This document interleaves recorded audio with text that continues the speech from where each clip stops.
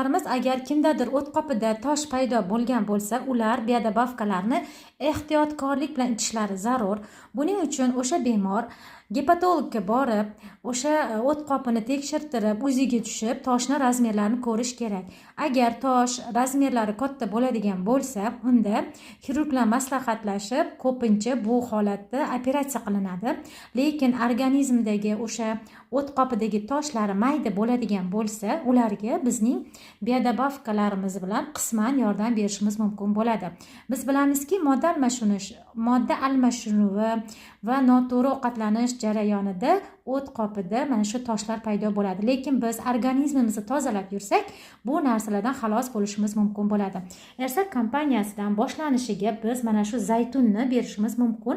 Bu zaytunni 5 tomchidan faqat boshlab beriladi. Ko'p miqdorda suv ichib 10-15 kun ichida bu 5 tomchini o'zini og'irligiga qarab yetkazib boriladi. Masalan, har 10 kiloga 3 tomchi, agar 70 kilo bo'ladigan bo'lsa 21 tomchi ichish mumkin, lekin unga ham sekinlik bilan ichish kerak.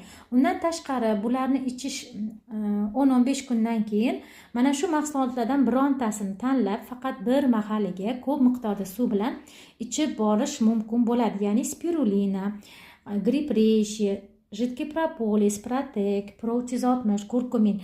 Bulardan ham faqat bir donasidan olib ichishingiz mumkin, chunki qo'zg'alish bo'lish jarayonida toshlar juda ham tez qo'zg'alib qoladi.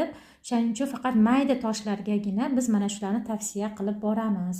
Agar pochkada tosh bo'ladigan bo'lsa, biz bunga qora sedanani ham bersak bo'ladi. Agar pochkada bo'lsa, biz ularga qora sedana yog'idan berishimiz mumkin va L-arginin degan mahsulotimizni berishimiz mumkin. Bu ham juda ham kichkina holatlarda, kichkinagina toshchalar holatida beriladi, kattada berilmaydi.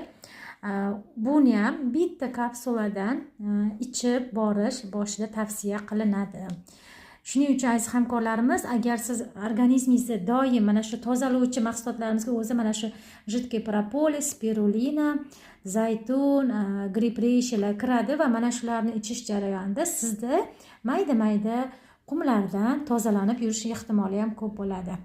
Hammaga sog'lik tilab qolamiz. Siz uchun Gulmira Yormatova.